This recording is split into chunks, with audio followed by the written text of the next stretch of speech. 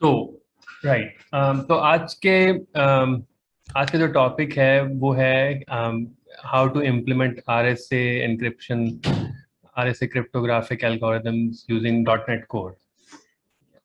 तो तो तरीकाकार ये है कि मैं थोड़ा सा एक ब्रीफ ओवरव्यू दे देता हूँ। एसिमेट्रिक एन्क्रिप्शन क्या होती है, आर एस ए की स्पेसिफिक्स क्या हैं, फिर हम एक डेमो सेशन करेंगे जिसमें मैं कोड लिखता जाऊंगा और हम देखते जाएंगे कि कौन कौन सी एस्पेक्ट्स हैं जिनको हमें कंसिडर करना होगा इसको इम्प्लीमेंट करते हुए।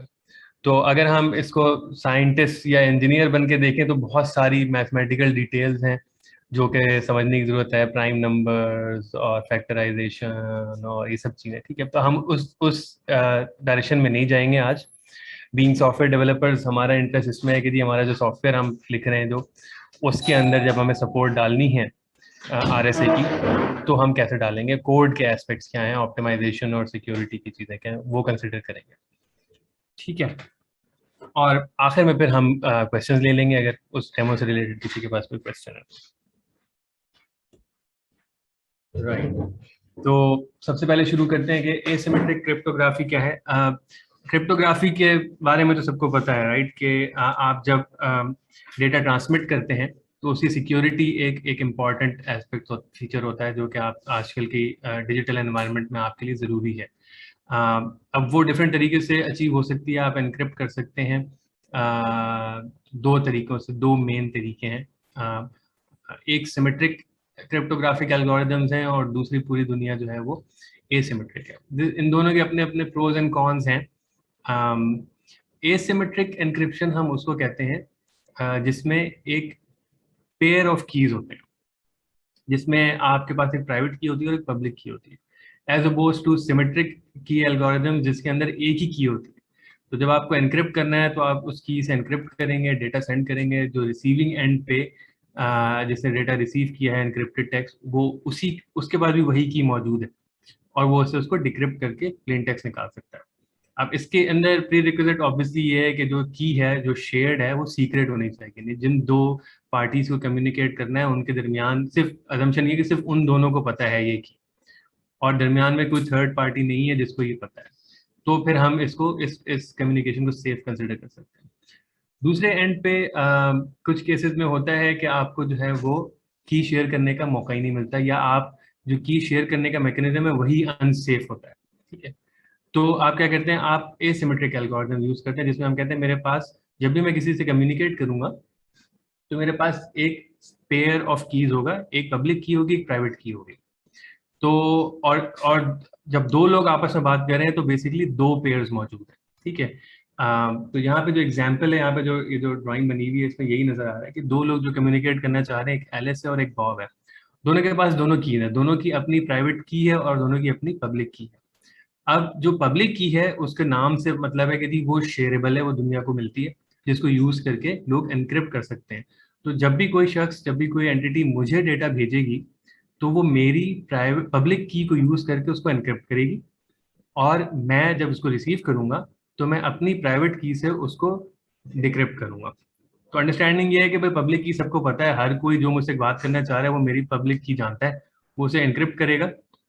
अब क्योंकि मेरी प्राइवेट की सिर्फ मेरे पास है तो सिर्फ मेरे पास ये पावर है कि मैं उसको डिक्रिप्ट करके एक्चुअल मैसेज निकाल सकता हूँ।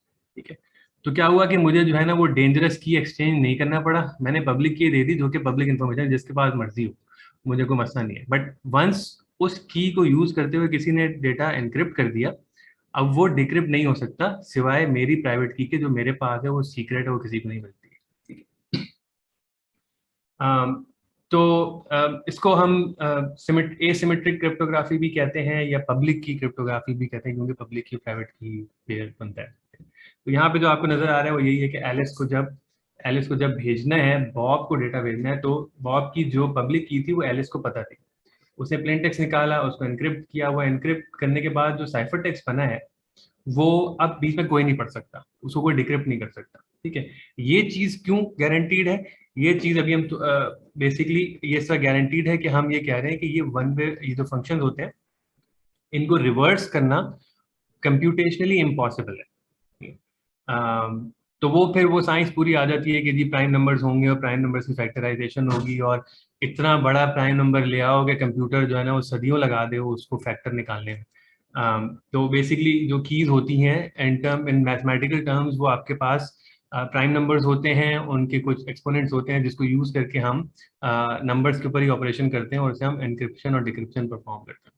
तो strength of the algorithm lies in कि जी ये जो मैथमेटिकल प्रॉब्लम है of reversing the cipher text back into the plain text without knowing the key, ये प्रैक्टिकली इम्पॉसिबल है। तो आप सुपर कंप्यूटर लगाएंगे और सुपर कंप्यूटर को जो है ना वो 100 साल लगेंगे एक 4096 बिट की यूज करके एनक्रिप्टेड टेक्स्ट को डिकोड करने में, तो प्रैक्टिकली वो इम्पॉसिबल है, right. But over time computation power improve हो जाती है और कंप्यूटर्स फास्ट हो जाते हैं, तो क्या होता है कि एक बैरियर है वो ब्रेक होना शुरू हो जाता है।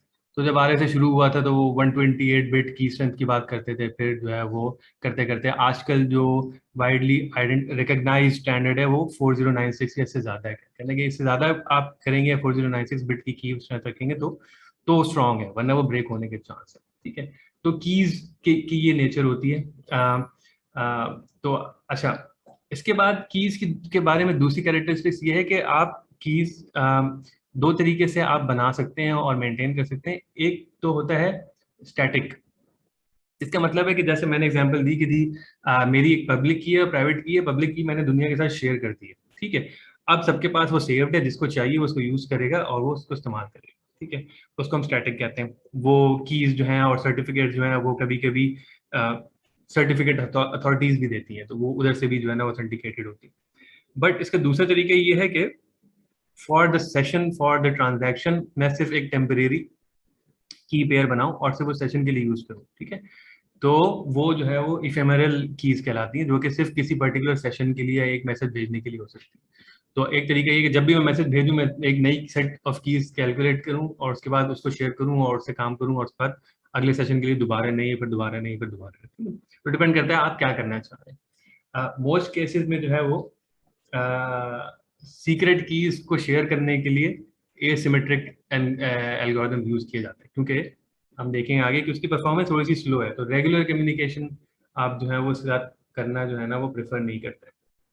की एक्सचेंजेस हो गए, ऑथेंटिकेशन हो गए, इस तरह की चीज़ें जो हैं, या ऑनबोर्डिंग कॉल्स होती हैं जी, एक सिस्टम से दूसरे सिस्टम पे जा रहे हैं जिसमें सेंसिटिव इन्फॉर्मेशन जा रही है जो कि आपने वैलिडेट करनी है, वो फिर आप एनक्रिप्ट एसिमेट्रिक एनक्रिप्शन करके भेजेंगे। अच्छा, आखिरी कंपोनेंट इसका है strength of the algorithm. In basic terms जैसे मैंने कहा कि ये डिपेंड करता है साइज ऑफ द की के ऊपर। जितने ज्यादा बिट्स की होंगी उतना मुश्किल होगा उसको रिवर्स इंजीनियर करना, उसको वापस बैकट्रैक करके प्लेन टेक्स्ट पे लगाना, ठीक है। बट इसके अलावा भी फैक्टर्स हैं किसी भी एल्गोरिथम की स्ट्रेंथ को मेजर करने के लिए। इफेमरल, इसका क्या होता है? इसका मतलब एक टेम्परेरी है, ये पर सेशन बेसिस पे आप जनरेट करते हैं, पर सेशन या पर ट्रांजैक्शन या पर मैसेज, फिक्स नहीं है। ठीक है जी, तो ये छोटा सा एक ओवरव्यू था, थ्योरेटिकल ओवरव्यू एसिमेट्रिक क्रिप्टोग्राफी का। क्वेश्चंस जो है मेरे ख्याल है अगर आप लोग लिख लें और आखिर में हम लोग डिस्कस करें तो सबका टाइम बचेगा। अच्छा, फिर उसके बाद आए जी, ठीक है, थ्योरी तो मौजूद है और हमारे पास एल्गोरिथम्स भी मौजूद है, बट इसको एक्चुअली इम्प्लीमेंट करने के लिए आपको एल्गोरिथम्स चाहिए, उनको कोड करने के लिए पूरा एक उसका एक क्या कहना चाहिए, सूडो कोड होगा तो, और उसकी लॉजिक डिफाइंड होगी जब भी आप उसको इम्प्लीमेंट करें। तो एक एल्गोरिथम है आरएसए का, जो कि ये तीन साहिबान हैं, रिवेस्ट, शामिर और एडलमैन, इन्होंने सॉर्ट ऑफ कह सकते हैं इजाद किया बेस्ड ऑन दिस थ्योरी, ठीक है। उसके बाद उसको प्रूव किया और उसके बाद उसको इम्प्लीमेंट किया और आजकल अब तक ये अपनी एक कंपनी चला रहे हैं जो कि सिक्योरिटी सर्विसेज प्रोवाइड करती है, जिसकी बैकबोन किसी ज़माने में यही एल्गोरिदम्स हुआ करते थे। बट अब ऑब्वियसली सिक्योरिटी का मतलब बहुत कुछ है इसके अलावा, तो ये और भी कुछ चीज़ें करते हैं। तो आरएसए जो है एक ऐसा सिमेट्रिक एल्गोरिदम है जो कि वाइडली यूज्ड है और कोई बहुत नई चीज़ नहीं है। 1977 में जो है ना वो आरएसए ने उसको किया था, और इवन कहते ये हैं कि उससे पहले 1973 में ब्रिटिश इंटेलिजेंस ने सिमिलर चीज़ इंप्लीमेंट करके अपने सिस्टम में यूज़ की थी। फिर पता नहीं कितने सालों बाद जब उन्होंने जो है वो ये पब्लिक की इन्फॉर्मेशन, तो पता चला अरे ये तो वही एल्गोरिथम था जो कि आरएसए ने इम्प्लीमेंट किया था, बट ये इन्होंने छुपा के रखा हुआ, ठीक है। तो ऑब्वियसली हमें पता है कि जो इंटेलिजेंस एजेंसीज हैं और सिक्योर ऑर्गेनाइजेशन है, ये आगे होते हैं इन मामलों में, ठीक है। कभी कभी पीछे भी हो जाते हैं, बट इस केस में ये चीज़ें नजर आई, ठीक है। तो ये एक पुराना स्टैंडर्ड है, इसको ओवर टाइम लोगों ने इम्प्रूव किया, इस एल्गोरिदम को, इसको फास्ट बनाने की कोशिश की, इसके डिफरेंट इम्प्लीमेंटेशंस की, ठीक है। तो ये काफ़ी वाइडली यूज भी रहा, ठीक है, और सॉर्ट ऑफ इंडस्ट्री स्टैंडर्ड भी बन गया, ठीक है। अच्छा, तो जैसे मैंने कहा कि जी सिक्योरिटी क्या है, आपके एन्क्रिप्शन की गारंटी क्या है कि कोई इसको डिकोड नहीं कर पाएगा, कोई इसको रिवर्स इंजीनियर नहीं कर पाएगा। वो डिपेंड करता है जी आपकी की स्ट्रेंथ पे, जो कि बताती है कि कितने बड़े प्राइम नंबर्स हैं जिनको मैं यूज करके मैं कीज बना रहा हूँ, ठीक है। तो वो पूरी कहानी है जी, प्राइम नंबर, उसकी फैक्टराइजेशन और ये सब चीजें, ठीक है, हम उस पर नहीं पढ़ रहे। RSA के दूसरा थोड़ा सा, जैसे मैंने कहा कि थोड़ा सा स्लो है ये, तो स्ट्रीमिंग कम्युनिकेशन या ऑनगोइंग कम्युनिकेशन में थोड़ा सा आपको ये तकलीफ दे हो जाएगा, ये परफॉर्मेंस पे हिट करेगा। तो ऐसी जगह भी यूज करें जहाँ पे वन ऑफ यूज करना है, या जहाँ पे परफॉर्मेंस मैटर नहीं करती है कीज एक्सचेंज करने के लिए, या आपको डिजिटल सिग्नेचर्स बनाने के लिए अगर आपको यूज करना है, तो वहाँ पे सेंस बनती है कि इस तरह की चीजें आप यूज करें। और तीसरी एग्जाम्पल जैसे मैंने कहा कि हैंड ऑफ और हैंड ओवर वाली चीजें तो है with in the API, with in API and application, ठीक है जी। तो अब जब हम डॉट नेट में इम्प्लीमेंट करने जाते हैं, डॉट नेट कोर में, तो डॉट नेट कोर फ्रेमवर्क के अंदर इन्होंने, माइक्रोसॉफ्ट ने हमें एक स्टैंडर्ड इम्प्लीमेंटेशन दे दी है इसकी, ठीक है। तो जैसे बाकी लाइब्रेरी के फंक्शन हैं, जिस तरह आप हैश निकाल सकते हैं, जिस तरह आप एईएस कर सकते हैं, जिस तरह आप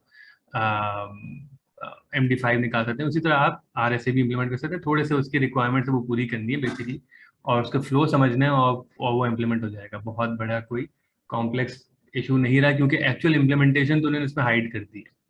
वो जो सारी चीज़ें मैं कह रहा हूँ वो तो उसके अंदर हाइड होगी, हम जो एसेंशियली एक लाइब्रेरी यूज़ करें और उसको यूज़ करने का तरीका देख रहे हैं, ठीक है। तो उसको देखते हैं कि वो कैसे इम्प्लीमेंट होगा। फिर इसके बाद मैंने कुछ इसमें एस्पेक्ट्स यहाँ पे लिखे हुए जो कि आपको कंसिडर करने होंगे जब आप इस तरह का कोई सॉफ्टवेयर सिस्टम में आप RSA को इंटीग्रेट कर रहे हैं, ठीक है। और बढ़ते जाएंगे और हम देखते जाएंगे कि किस तरीके से चलता है ये। तो हमारे डेमो क्या करेगा, हमारे डेमो एक सिंपल कंसोल बेस्ड एप्लीकेशन होगी जो कि टेक्स्ट इनपुट लेगी, बेसिक पहले की जनरेट करेगी, ठीक है, प्राइम एक की पेयर जनरेट करेगी, फिर एनक्रिप्ट करेगी और उसको डिक्रिप्ट करेगी, ठीक है। तो हम उसका कोड देख लेंगे किस तरीके से चलता है, ठीक है। अच्छा, इस पॉइंट पे अगर कोई थ्योरी या अंडरस्टैंडिंग का कोई क्वेश्चन है तो कोई किसी को पूछना है तो पूछ लें, जब तक मैं विजुअल स्टूडियो का नया सोल्यूशन बनाता हूँ।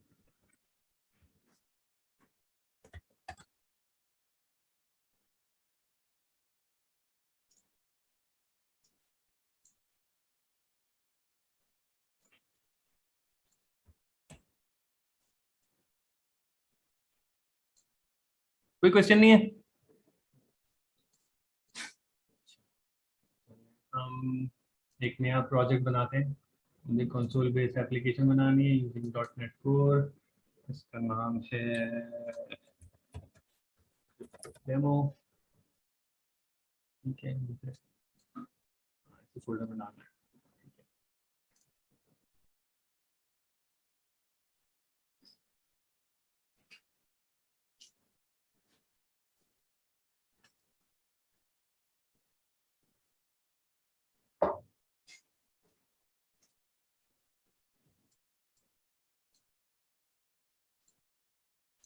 सही जनाब, तो ये मेरा standard hello world console based application बना दी। मैं इसको बिल्ड करके एक दो चेक कर लेता हूँ, कोई मसला तो नहीं है, और apparently कोई मसला नहीं, राइट। तो अब हम शुरू करते हैं। फर्स्ट स्टेप हमें चाहिए, कभी भी हमें एन्क्रिप्शन करनी, सबसे पहले तो हमें हमारा की पेयर चाहिए होगा। मेरी पब्लिक की क्या है, मेरी प्राइवेट की क्या है, ठीक है। ऑनलाइन टूल्स मौजूद हैं जो रैंडम कीज जनरेट करते हैं। तो अगर आपको सीधे सीधे प्लग इन करना है किसी जगह पे और आपको खुद जनरेट करने की आपके पास टाइम नहीं है या आपके पास जरूरत नहीं है, तो आपके पास, आप गूगल करेंगे आपको मिल जाएगा, वो की जो है ना जनरेट करके दे देगा। वो फिर आप अपने पास फाइल में सेव कर लें और उसको यूज़ कर लें। तो आपको जो है एक्चुअली जनरेट करने की जरूरत है नहीं, बट हम स्टार्ट ऐसा करते हैं कि हम अपनी कीज भी खुद ही जनरेट करते हैं, ठीक है। सबसे पहले मैं एक काम करता हूँ, मैं अपनी क्लास बनाता हूँ, और इसको कहते हैं कि क्लास है, से इम्प्लीमेंटेशन, ठीक है। ये मेरी क्लास मेरे पास आ गई। अ, मुझे इसके अंदर एक पब्लिक मेथड बनाना है, राइट, जनरेट कीज, ठीक है।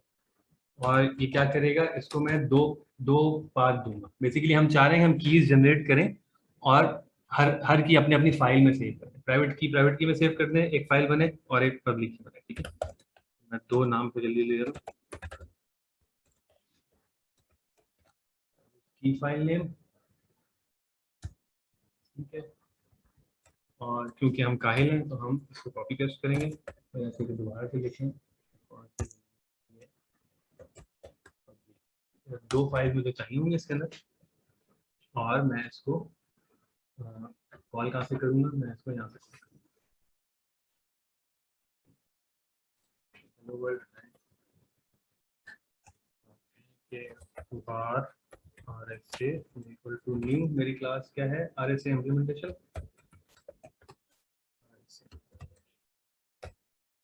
ठीक है। और फिर मैंने कहा कि are S A dot generate keys, ठीक है। अब मुझे दो की जनरेट करनी, प्राइवेट की और पब्लिक की। प्राइवेट की क्या है, प्राइवेट की के लिए आपको एक पास देना है, और पब्लिक की के लिए सी का मैंने फोल्डर बनाया हुआ है, तो बैकस्लैश प्राइवेट डॉट की, सही है। अच्छा, यहाँ पे मैं, क्योंकि ये स्ट्रिंग लिटरल है और सी शार्प है, तो मुझे बैकस्लैश दो देने पड़ेंगे, या फिर मैं एट द रेट लगा दूंगा उसको, वो लिटरली का कंसिडर करेंगे। पहली की मेरी प्राइवेट की है, दूसरी की मेरी पब्लिक की है, ठीक है। अब ये अंदर, अब हम इसके कॉल में जाते हैं, ठीक है। हमने यहाँ से इसको लिंकअप कर दिया है, मैं इसके अंदर जाऊँगा एसक्यूएल दिखा के। अच्छा, अब यहाँ पे असल कहानी शुरू होती है। तो यहाँ पे अब मैं की जनरेट करने के लिए क्या करूँगा, सबसे पहले मैं काम करूँगा, मैं कहूँगा कि जी bar R S A is equal to, अच्छा बजाय इसके कि हम वो करें, हम एक और मेथड बना लेते हैं, आर एस ए, तो ठीक है। और कहता हूँ क्या, जरा मेरा ये मेथड तो जनरेट करके दो, ठीक है। इसे मेथड जनरेट कर दिया, और इसमें मुझे क्या चाहिए, इसमें बेसिकली मैं एक ऑब्जेक्ट इनिशियलाइज करूंगा, सीधे सीधे एक आर एस ए टाइप का, bar R S A equal to R S A dot,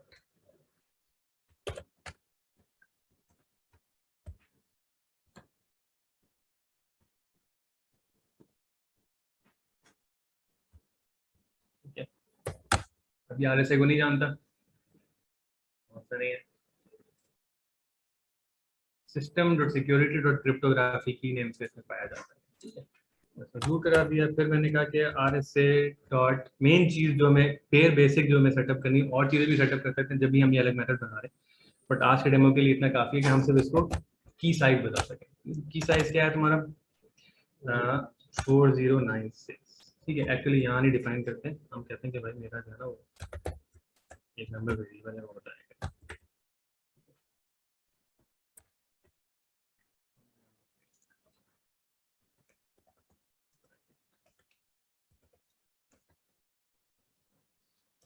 to 4096, ठीक है। तो इसको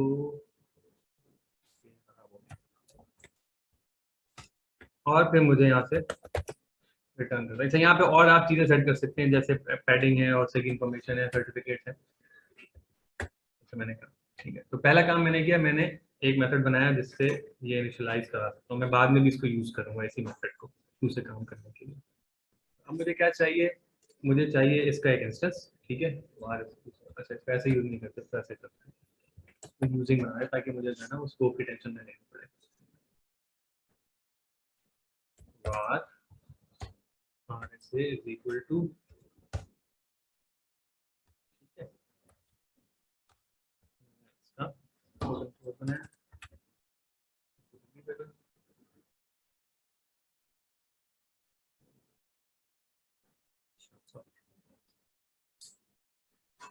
ये गलती कर दी, ये ऑब्जेक्ट इसने मुझे जो मुफ्त में जनरेट करके दिया था ना सर, ऑब्जेक्ट कर दिया था, मैं इसको वो कर दूंगा, आगे से कर दूंगा। ठीक है, तो अब हम क्या कर रहे हैं, हम आर से ऑब्जेक्ट इनिशियलाइज करने के बाद हम कह रहे हैं कि हमें जो है ना एक फाइल बनानी है और उसके अंदर प्राइवेट की और पब्लिक की राइट करनी है। ठीक है, तो मैं एक फाइल का एक और यूजिंग ब्लॉक बना देता हूँ जल्दी से। यूजिंग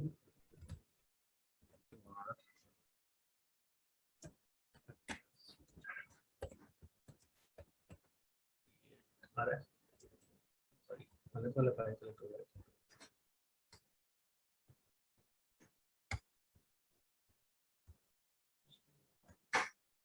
ठीक है, तो अब ये फाइल पे भी रोएगा system.io। ठीक है, मुझे क्या करना है, मुझे प्राइवेट की जनरेट करनी है, तो मैंने इसको कहा कि भाई इस नाम की तरह एक फाइल जनरेट करो। ठीक है, इसके अंदर क्या करना है मुझे, इसके अंदर मुझे फिर एक यूजिंग ऑन करना पड़ेगा।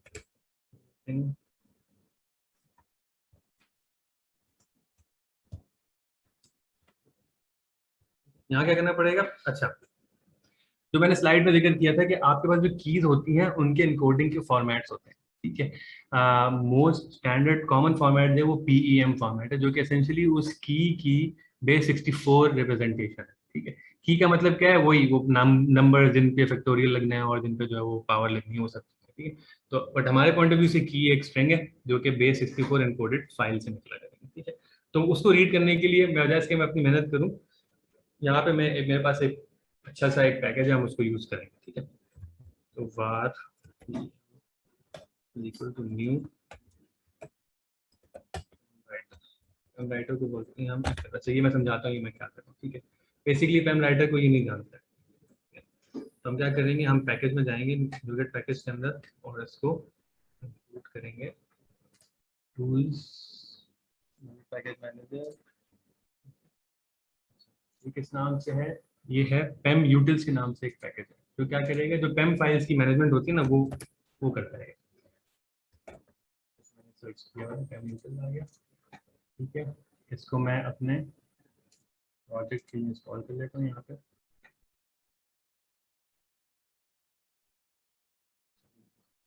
सही हो गया।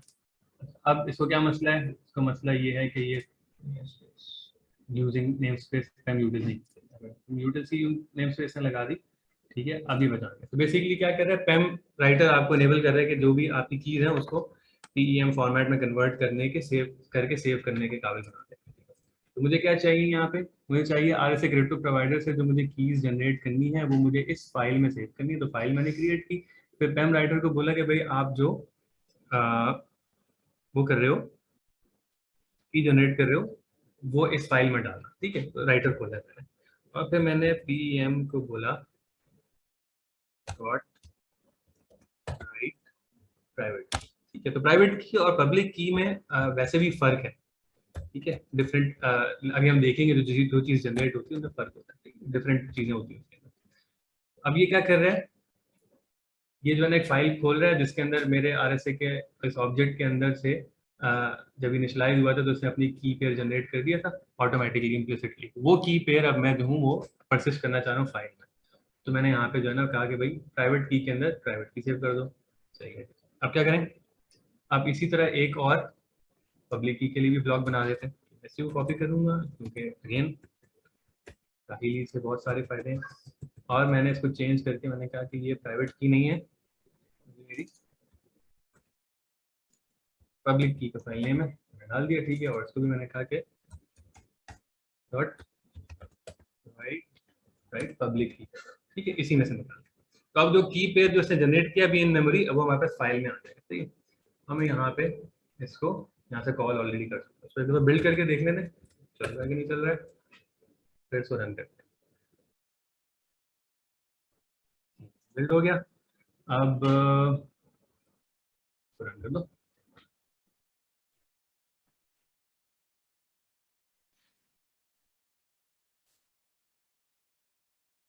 ठीक है, तो ये देखो इसे इतनी देर लगा है की जनरेट करने में। मेरे पास कोर i7 है और बहुत सारी मेमोरी है। ठीक है, लेकिन ये एक कंप्यूटेशनली इंटेंसिव ऑपरेशन है जिसको रिसोर्सेज चाहिए होती है। ठीक है, अच्छा अब इसने क्या किया, हमने क्या कहा था कहाँ डालना है भाई, इस जगह पे ये फाइल डालना है। इसको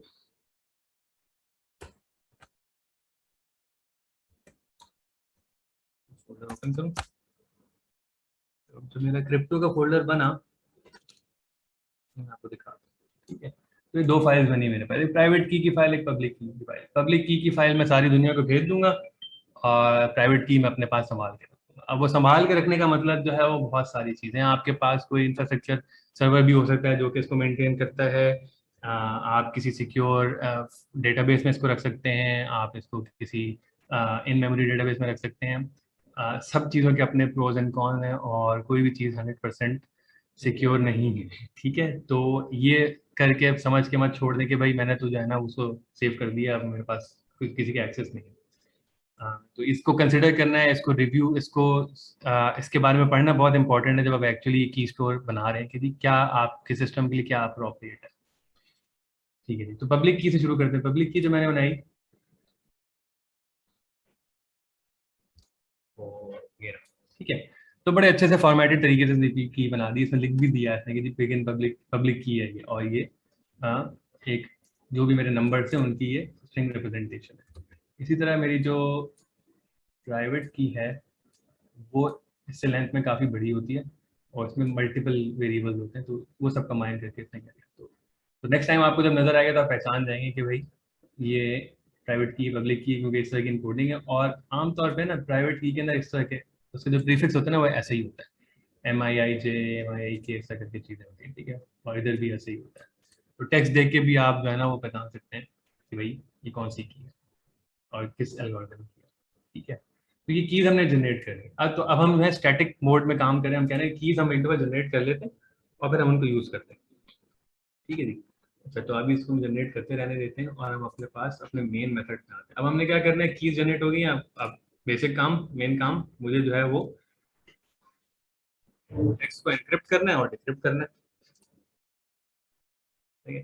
तो पहले हम एनक्रिप्शन का मेथड बनाते हैं। हम कहते हैं कि मेरा एक पब्लिक मेथड है, स्ट्रिंग रिटर्न करेगा एनक्रिप्ट के नाम से। उसको मैं क्या पास करूंगा, उसको मैं स्ट्रिंग भेजूंगा प्लेन टेक्स्ट, और उसको मैं स्ट्रिंग भेजूंगा मेरी जो पब्लिक की है। क्योंकि मैं एनक्रिप्ट करता हूं तो मैं हमेशा अपनी पब्लिक की से एनक्रिप्ट करता हूँ, यानी बेसिकली मैं नहीं, मैं जिसको भेज रहा हूँ, जो जो मेरा कम्युनिकेशन पार्टनर है उसकी पब्लिक की मैं यूज कर रहा हूँ, ठीक है। तो ये दो अलग फंक्शन है, दो अलग जगह कॉल होंगे। एनक्रिप्ट सेंडर कॉल कर रहा होगा और डिक्रिप्ट रिसीवर कॉल कर रहा होगा। स्ट्रिंग पब्लिक की फाइल में, ठीक है जी। और इसको आप क्या चाहिए, ठीक है, इसको चाहिए अगेन वही RSA का ऑब्जेक्ट, ठीक है। RSA is equal to get RSA crypto provider, ठीक है। बट यहाँ पे बात कंप्लीट नहीं होगी, क्यों? क्योंकि अब हम नया जनरेट नहीं कर रहे, हम बेसिकली उसको एक की पास कर रहे हैं। तो हम कह रहे हैं कि भाई अब आप ये, मैं इनिशियलाइज कर रहा हूँ RSA का ऑब्जेक्ट, बट इसको ये वाली पब्लिक की यूज करनी है फॉर एनक्रिप्शन और ये वाली प्राइवेट की यूज करनी है फॉर डिक्रिप्शन। तो मुझे RSA को इनिशियलाइज करते हुए बताना होगा। तो इसी का हम जो है ना एक क्विकली इसका एक ओवरलोड बना लेते हैं जो हमने ऑलरेडी बनाया था प्रोवाइडर का, ठीक है। और हम इसे कहते हैं कि भाई अगर आप जो है ना वो मुझे स्ट्रिंग, अच्छा की, ये जो लाइब्रेरी है ना ये प्राइवेट और पब्लिक की को दोनों को हैंडल कर लेगी। तो हमें ये टेंशन लेने की जरूरत नहीं कि मैं प्राइवेट की लोड करूंगा पब्लिक की लोड करूंगा, खुद ही डिटेक्ट करके खुद ही सारा काम कर लेगी मुझे। तो मैं उसका एक ओवरलोड बनाता हूँ। जब ये एम्प्टी के साथ कॉल होगा तो मुझे सीधे सीधे क्या करना होगा, ये काम करना होगा जो मैं पहले करता था, जो कि क्या था, सिर्फ एक ऑब्जेक्ट बनाया, उसे की साइज सेट की और हो गया काम। तो ये RSA का ऑब्जेक्ट बना लो और चेक कर लो बस, if string dot is null और empty, कौन सी वाली string,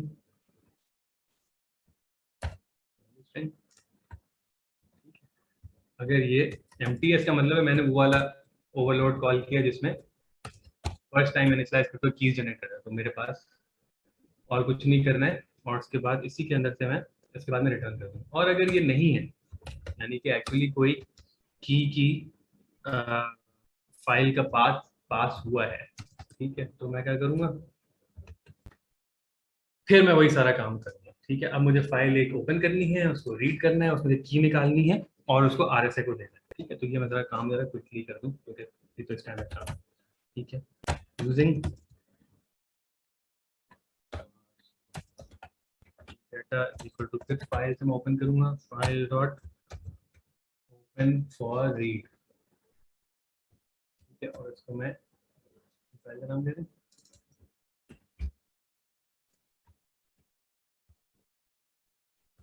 ठीक है। इसके अंदर मैंने एक और यूजिंग लगाना है,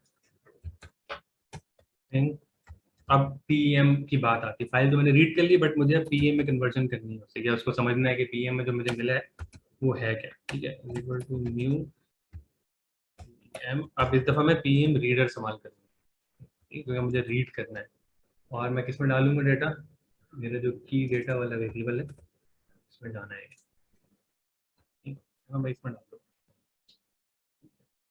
और इस ब्लॉक के अंदर मुझे क्या करना है, बनाया बार और ऐसे पैरामीटर्स, तो हम ये सारे पैरामीटर्स हमारे, ठीक है, क्योंकि उसमें एक से ज़्यादा वैल्यूज होती हैं, M dot read R S A की,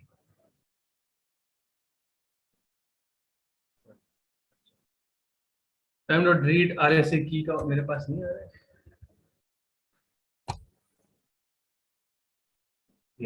रीड आर एस ए की, तो मैंने कहा कि are S A dot import parameters करो, और इसको क्या पास करेंगे हम,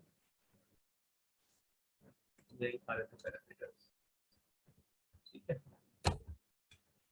और आखिर में इसको रिटर्न तो करना ही है मेरा आर एस ए का ऑब्जेक्ट, ठीक है। तो अब ये मेथड क्या कर रहा है, ये कह रहा है कि जी अगर मैं एम्प्टी कॉल करूंगा तो एक एम्प्टी ऑब्जेक्ट बना देना, अगर मैं इसको पाथ देता हूँ किसी का तो वो वाली की लोड करके और फिर मुझे रिटर्न करना, ठीक है। अब ये हमारा सॉर्ट ऑफ एक जनरिक फंक्शन बन गया जो हम पब्लिक की प्राइवेट की दोनों के लिए यूज करेंगे। तो अब हम गए वापस अपने एनक्रिप्ट के फंक्शन के अंदर, कहा कि भाई अच्छा इसको भी यूजिंग करो, using R S A is equal to get ये वाला प्रोवाइडर, बट अब ओवरलोडेड, अब मैं चाह रहा हूँ कि मैं पब्लिक की लोड करूँ उसको एनक्रिप्ट करते हुए, क्योंकि ये स्टैटिक हम स्टैटिक अप्रोच यूज कर रहे हैं ना, तो कीज मेरे पास सेव्ड है, हर दफा वही की यूज होनी है जो जनरेट हुई थी, ठीक है। तो मैंने कहा कि भाई अब इनिशियलाइज करो दोबारा से आर एस ए का ऑब्जेक्ट, उसको ये उसके अंदर ही पब्लिक की लोड कर दो, और मैं क्या करूँगा, मैं इसको यूज करके अब अपना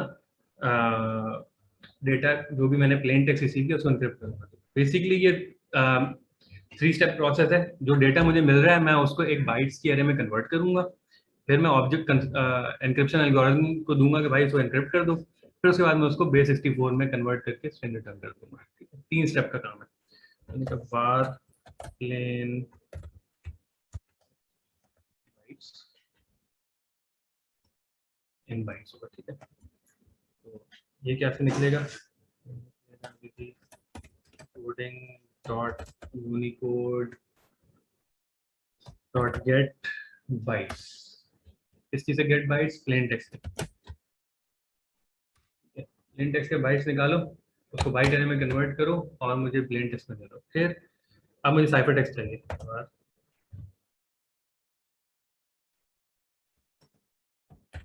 साइफर टेक्स्ट, अच्छा तो ये जो लाइब्रेरी ने इन टर्म्स ऑफ एरेज बात करती है, एरे ऑफ बाइट्स, तो हम एरे की बात करेंगे और इसके अंदर से एक एनक्रिप्ट का मेथड कॉल करेंगे, आर एस ए का एनक्रिप्ट का मेथड है, इसके 2 पैरामीटर्स हैं और भी होंगे ओवरलोड, बट हम क्या किसमें इंटरेस्टेड हैं, एक तो हम प्लेन टेक्स्ट बाइट्स इसको दे रहे हैं जो कि हमारी स्ट्रिंग को उसने एरे में कन्वर्ट किया, दूसरा हम एक यस ये वाली चीज आर एस ए पैडिंग वाली जो चीज है ना, are S A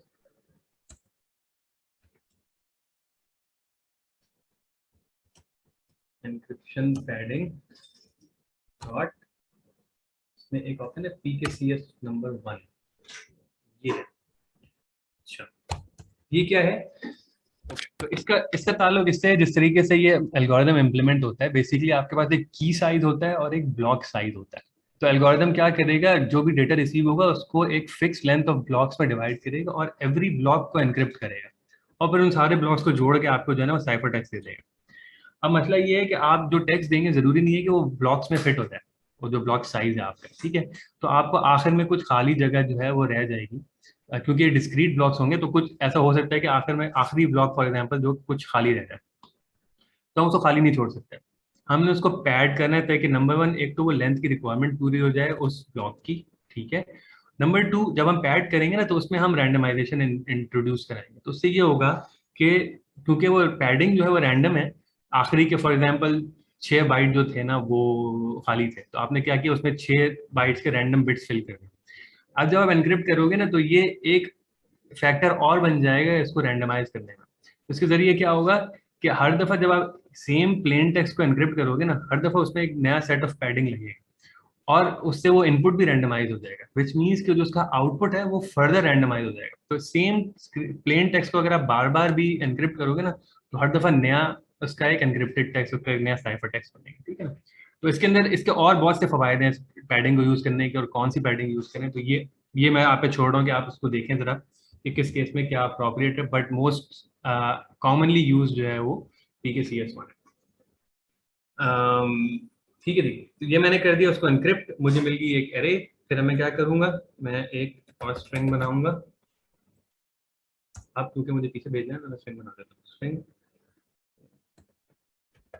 text is equal to, मुझे जो है इसको बेस 64 में कन्वर्ट करना है, क्योंकि जो इसकी जो खरीदो फरोख्त होगी ना इस डेटा की, वो बेस 64 एनकोडेड होना जरूरी है, क्योंकि कुछ ऐसी एनकोडिंग इसमें होंगी जो कि अगर आप एज इट इज स्ट्रिंग में भेजेंगे ना तो वो लूज हो जाएंगी। तो वो स्पेशल कैरेक्टर्स और वो नॉन एस की जो बनती हैं वो फिर इससे कवर हो जाएगी।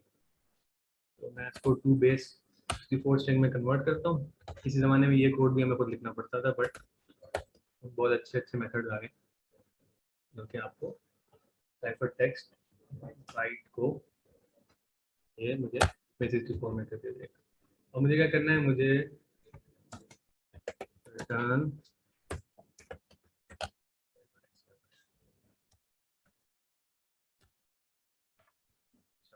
क्यों नाराज हो रहा है, क्योंकि हमारा साइफर टेक्स्ट फाइल जो है ये तो इस स्कोप में डिफाइन हो रहा है, तो मैं इसको बाहर ले जाता हूँ, ठीक है। इज इक्वल टू क्या करूँ, ये करूँ या स्ट्रिंग डॉट एम्प्टी करूँ।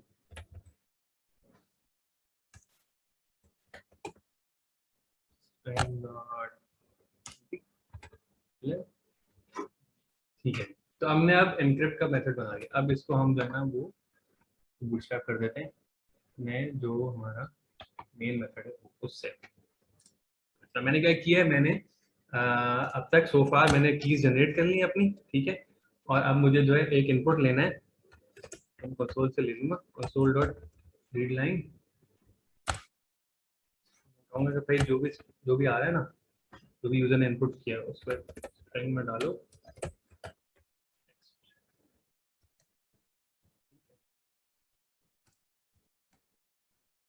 और फिर इसको कर दो एनक्रिप्ट।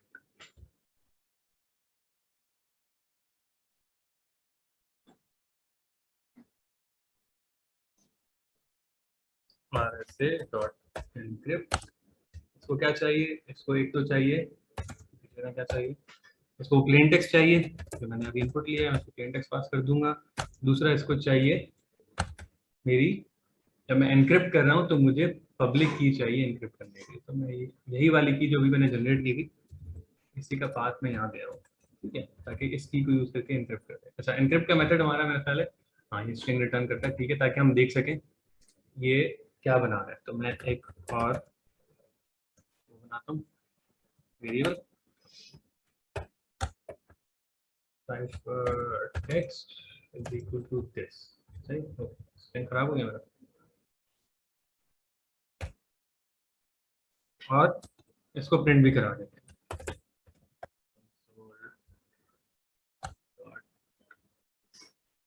लाइन, ठीक है, और इसको रोक भी देते हैं।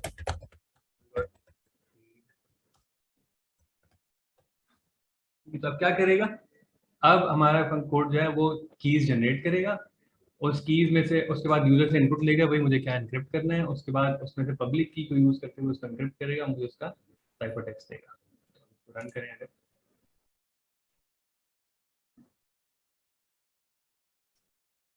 ये मेरा कंसोल इनपुट हो गया, ठीक है, मैं तो कहता हूँ याहू। अब ये इसका एनक्रिप्टेड टेक्स्ट, ठीक है, ये इसको हम साइफर टेक्स्ट कहते हैं। तो प्लेन टेक्स्ट से साइफर टेक्स्ट कन्वर्ट हो गया। अब ये मैं ट्रांसमिट कर सकता हूँ, दूसरी पार्टी को भेज सकता हूँ। अब दूसरे ने क्या करना है, दूसरे के पास जिसको मैं भेज रहा हूँ वो अपनी प्राइवेट की लेगा और इस टेक्स्ट को, ये जो एनक्रिप्टेड टेक्स्ट है, इसको डिक्रिप्ट करेगा और प्लेन टेक्स्ट निकालेगा, ठीक है। और मेरे पास जिसको मैं भेज रहा हूँ, मैंने अभी अभी उसकी पब्लिक की से एनक्रिप्ट करके उसको भेजा, ठीक है। अब हम एक डिक्रिप्ट का मेथड भी बना लेते हैं। कॉपी पेस्ट करेंगे, उसी की छापे, ओ उसी को टाइप करें, ठीक है। मेरे पास एक और मेथड है। अब मैंने क्या बनाया, डिक्रिप्ट का। डिक्रिप्ट को क्या चाहिए, डिक्रिप्ट भी जो है वो, अच्छा उसका नाम पहले ठीक करूँ। डिक्रिप्ट क्या करेगा, अगेन वो साइफर टेक्स्ट इनपुट लेगा और कौन सी की लेगा, प्राइवेट प्राइवेट की इनपुट लेगा और जवाब में प्लेन टेक्स्ट निकाल के देगा, ठीक है। तो मैंने जो है वो मेथड जो मैंने छापा था तो मैंने प्लेन टेक्स्ट कर दिया। इसके अंदर मैंने, फिर मैंने आर एस ए, जब मैंने इनिशलाइज किया आर एस ए का ऑब्जेक्ट, तो मैंने उसको इस दफा क्या दिया, मैंने उसको प्राइवेट की। बाकी चीज जो है ना वो लाइब्रेरी और कोड जो है वो संभाल लेगा कि ये प्राइवेट की थी, ये पब्लिक की थी, वो समझ जाएगा, ठीक है। तो मुझे क्या करना है, मैंने ये काम किया, फिर मैंने अगेन जो मुझे साइफर टेक्स्ट कर दूं, मैं कंफ्यूज नहीं है। तो साइफर टेक्स्ट, जो साइफर टेक्स्ट नहीं, sorry, plain text is right, ये वाली चीज जो मैंने रिसीव किया वो आप लोगों को याद होगा कि लास्ट टाइम हमने उसको बेस 64 एनकोड करके भेजा था, राइट। तो अब मुझे इसको डिकोड करना चाहिए, मैं करूंगा ciphertext in bytes is basically, मैं टाइप ही कर रहा हूँ बट समझ जाएगा।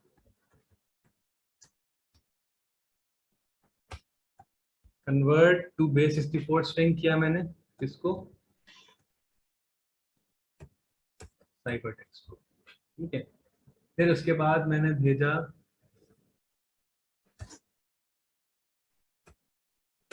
साइफर टेक्स्ट को, मैंने कहा कि अच्छा, अब मैं आरएसए के पास गया, मैंने कहा कि अच्छा अब डिक्रिप्ट करना है। उसके अंदर डिक्रिप्ट का मेथड बना हुआ है। डिक्रिप्ट को मैंने क्या पास करना है, जो चीज मैंने डिक्रिप्ट करनी है वो डालूंगा, ठीक है, which is cipher text in bytes and padding. तो जिस पैडिंग से मैंने इसको एनक्रिप्ट करते वक्त पैड किया था, वही पैडिंग मुझे डिक्रिप्ट करते वक्त बताना होगा। तो ये एक अंडरस्टैंडिंग होगी। अगेन ये पब्लिक इन्फॉर्मेशन है, ये मैं बता भी दूंगा तो कोई मसला नहीं कि मैं बता रहा हूँ ये मेरी पब्लिक की है और मैं ये पैडिंग एल्गोरिथम यूज करता हूँ, जब आप मैसेज भेजें तो मुझे ये इस्तेमाल करके भेजें, ठीक है। तो ये इसमें कोई मसला नहीं, इसको क्या तकलीफ हो रही है।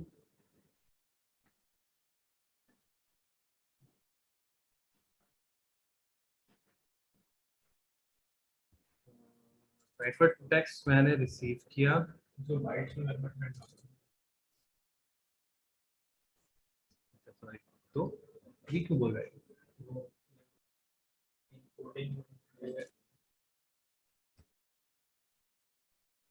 रिटर्न मुझे जो है प्लेन टेक्स्ट करना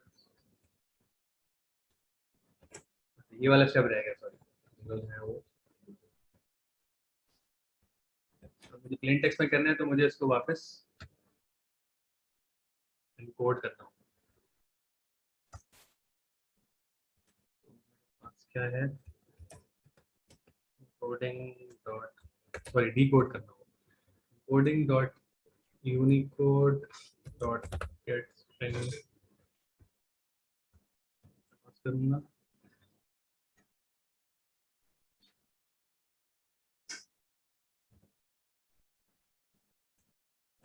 प्लेन टेक्स्ट के जो बाइट्स निकले ना,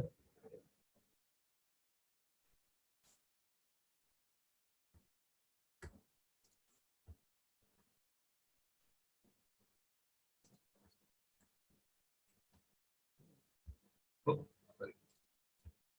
प्लेन टेक्स्ट के बाइट्स, तो जो मुझे एनक्रिप्टेड टेक्स्ट मिला था मैंने इस मेथड को पास किया। उसके बाद मैंने उसको बेस 64 से, सॉरी टू नहीं रॉन्ग है, कॉपी पेस्ट करने का नुकसान है। ठीक है, तो मुझे मुझे बेस 64 में मिल रहा है, तो बेस 64 से मुझे वापस जो है वो नॉर्मल इनकोडिंग में लाना है, जो कि मुझे बाइट्स देगा। उन बाइट्स को मैं आरएसए को दूंगा डिक्रिप्ट करने के लिए, साथ में पैडिंग दूंगा। वो मुझे डिक्रिप्ट करने के बाद प्लेन टेक्स्ट को एज बाइट एरे देगा। उस एरे को फिर मैं अगेन एनकोड करके एज स्ट्रिंग में रिटर्न कर दूंगा, ये मेरा प्लेन टेक्स्ट है और इसको यूज कर। तो अब इसको मैं कहाँ से कॉल करूंगा? अगेन अपने मेन मेथड पे कॉल करूंगा। मैं कहूंगा कि जी मेरा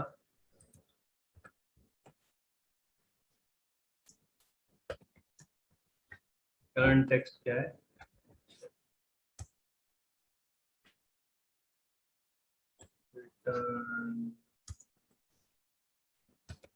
प्लेन टेक्स्ट क्या चीज है?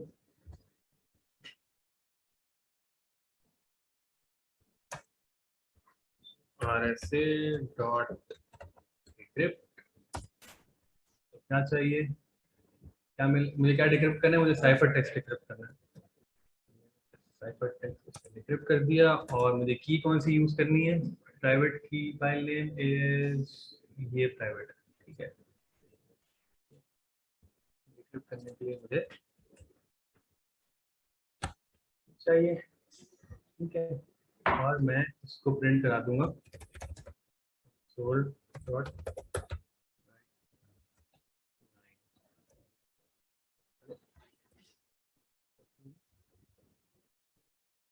क्या प्रिंट कराना है मुझे? जो रिटर्न प्लेन टेक्स्ट है इसको बहुत कम लाइनों में बहुत शॉर्ट तरीके से कर सकते हैं ये, बट डेमो के खातिर में ऐसा चीज़ आपको करके दिखा। ठीक है जी, तो हमने लूप कंप्लीट कर लिया, हमने हमने कीज जनरेट की, हमने पब्लिक की यूज करके डेटा को एनक्रिप्ट किया, हमने अब हम प्राइवेट की को यूज करके उसी को डिक्रिप्ट करने जा रहे हैं। देखिए क्या निकलता है।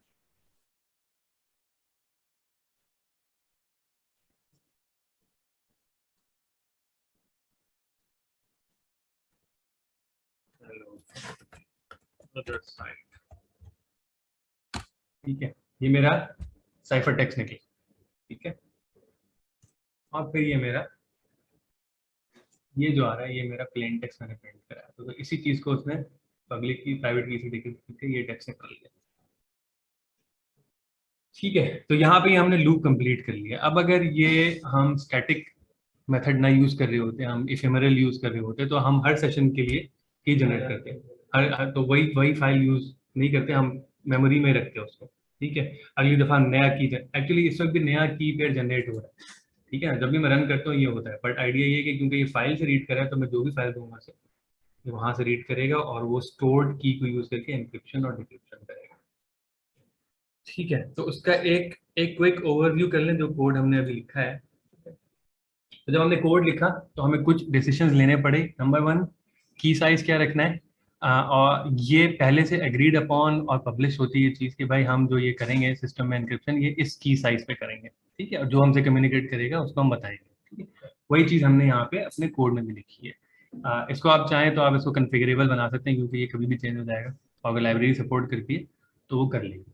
ठीक है, दूसरी चीज़ की किस तरीके से इनकोड हो रही है। जैसे मैंने कहा PEM जो है वो स्टैंडर्ड है, आप बहुत आराम से कर सकते हैं, वेब फ्रेंडली है, तो आप PEM करें। बट XML में भी होता है, तो XML में अगर आप इसका एक्सपोर्ट निकालेंगे तो आपको नजर आएगा कि ये मेरा पता नहीं क्या कहते हैं उसको, मॉड्यूलस है, और ये मेरा एक्सपोनेंट है, और ये मेरा क्यू है, मेरा डी है, वो सब चीज़ें उस तरीके से ऑर्गेनाइज करके दिखाएगा। ठीक है, की को स्टोर कैसे करना है, हमने फाइल पे सेव किया, बट अनलेस ये लोकेशन बहुत ही सिक्योर नहीं है, ये बहुत अच्छा आइडिया नहीं है। तो अगर आप web web application web service में इसको यूज़ कर रहे हैं तो आप किसी ऐसे फोल्डर में इसे डालेंगे जो कि सिर्फ एडमिन के एक्सेस में होगा, जो कि बाहर से जो ना राउटिंग के थ्रू एक्सेस नहीं कर सकते हैं। ये सब चीज़ों का ख्याल रखना होगा, FTP में खुला तो नहीं रह गया वगैरह वगैरह। ठीक है, जो और सोफिस्टिकेटेड तरीका कार है वो ये है कि आपके पास एक सर्वर होगा, उससे आपकी एक्सचेंज करके फिर आप ये की निकालेंगे और उसको यूज़ करेंगे और मेमोरी में रख के काम करेंगे। मेमोरी में रहना भी की का जो है ना वो 100% सिक्योर नहीं होता है। लोग आजकल ये बात करते हैं कि अगर आपने मेमोरी में वेरिएबल इनिशियलाइज किया था और वो सही से क्लीन अप नहीं हुआ और वो ऑब्फस्केट नहीं हुआ, तो मेमोरी में वो रह जाती है की। और कुछ बहुत ही अजीम चीते लोग हैं जो मेमोरी को एनालाइज करके उसमें से की या की के फ्रैगमेंट्स निकाल सकते हैं और उससे कुछ ना कुछ मैनिपुलेशन कर सकते हैं। ठीक है, तो ये हर चीज़ का हल एनक्रिप्शन नहीं है। इंक्रिप्शन यूज करेंगे तो आपके 6 मसले और निकलेंगे जिसके बारे में आपको सोचना बहुत जरूरी है, ठीक है। फिर उसके बाद पैडिंग पैडिंग TK-CS1 हमने यूज की थी, कोई और ऑप्शन भी हो सकता है। अगेन जो आप यूज करेंगे वो आप पब्लिश करेंगे ताकि जो आपको भेज रहा है एनक्रिप्टेड टेक्स्ट वो उसको पता हो क्या यूज करने वाला, हम उसको डिक्रिप्ट नहीं कर पाएंगे, ठीक है जनाब। तो हमने एक छोटी सी एप्लीकेशन बनाई, की जनरेशन, एनक्रिप्शन, डिक्रिप्शन, और उसके जो लवाजमात थे कि जी एनकोडिंग करनी है, मुझे मुझे पैडिंग करनी है वगैरह वगैरह, वो सब हमने करी, ठीक है। तो बिल्कुल बेसिक बेयरबोन एनक्रिप्शन आपके पास मौजूद है। ऑब्वियसली इसमें इसमें एक्सेप्शन हैंडलिंग होनी चाहिए, इसमें लॉगिंग होनी चाहिए, सब चीज़ें होनी चाहिए। राइट, ठीक है। तो हम ऑलमोस्ट घंटा होने वाला है। अब क्वेश्चंस के लिए फ्लोर ओपन है, किसी के पास कोई क्वेश्चन हो तो पूछें।